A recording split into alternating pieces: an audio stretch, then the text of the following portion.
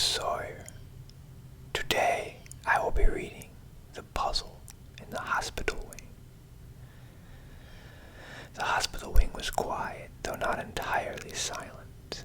Candles floated gently overhead, their flames wavering with the faint drafts that curled in through the high windows. Harry shifted under the crisp sheets, his bandaged arm throbbing faintly after his tumble at Quidditch practice. He couldn't sleep, his thoughts were still buzzing with the sound of broomsticks slicing through the wind.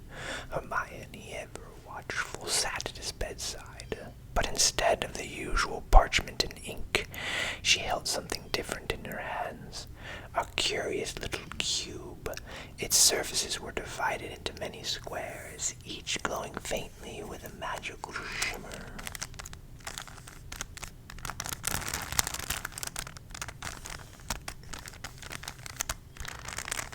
The sound was soft, rhythmic, and oddly comforting. Each turn of the cube released a faint vibration of magic, like water rippling over stones. "What's that?" Harry murmured, his eyes heavy but curious. "It's a wizard's puzzle," Hermione whispered.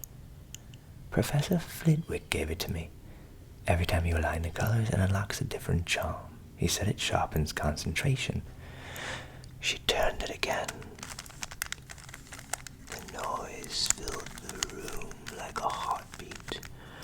From a nearby bed, Ron groaned and rolled over. "Hermione, honestly, it's like listening to a gnome trying to fix a clock. Can't it wait until morning?"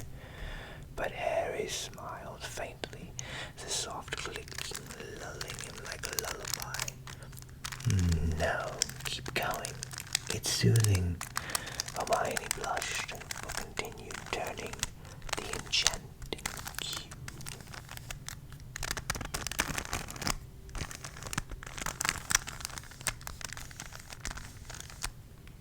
Moments later, the door to the hospital wing creaked open. The familiar sound of sensible heels tapped against the floorboards. Madam Pomfrey appeared, carrying a small glass bottle that shimmered in the candlelight. She set it gently down on Harry's bedside table, and with a practiced twist,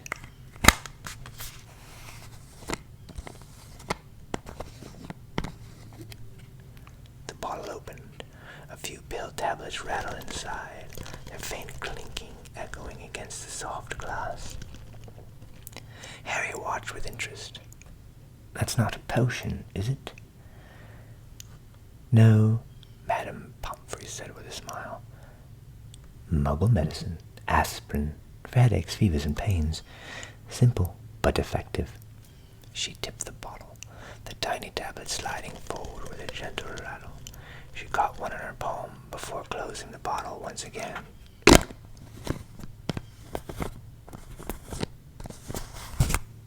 The sound was neat, precise, and deeply satisfying. She placed the closed bottle back on the table, its weight settling with a quiet thud. Harry swallowed the tablet with a sip of water, then lay back. Already the combination of the puzzle's gentle rhythm and the soft opening and closing of the little bottle was weaving a cocoon of calm around him. As the hours stretched deeper into night, the room settled into a kind of harmony. Hermione's cube whispered with every turn, and from time to time, Madam Pomfrey would check her supplies. The faint sound of the bottle opening, rattling, and closing again, drifting into the still air. Harry's eyes fluttered shut.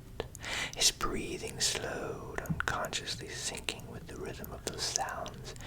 Even Ron, who had muttered complaints at first, had turned over and fallen into a deep sleep. His snores joined the soft chorus, steady and reassuring. The cube clicked again. The bottle rattled faintly, and then the calm between seemed to hum with an ancient peace, as though the castle itself was listening and approving of this strange, soothing lullaby. At last, with one final twist, the enchanted cube glowed bright gold in Hermione's hands. "Oh," she whispered excitedly. The colors aligned perfectly, and when the gentle whoosh, the cube projected a ribbon of light into the air. It shimmered above Harry's bed, forming glowing words. "Rest comes not from potions or charms, but from the rhythm of simple things." Hermione smiled, reading it aloud. "It's a reminder spell. Flitwick said the puzzle would reveal wisdom once solved." Harry, already half asleep, murmured drowsily, "Makes sense. A cube clicking, a bottle opening. It's simple, but feels like magic." The light slowly faded, and Hermione placed the cube on the table beside the little glass bottle. Both objects sat side by side, guardians of the quiet night. The sounds returned, soft and reassuring. And with that, Harry drifted into dream, safe beneath the watchful hum of puzzles and remedies, colors and tablets, magic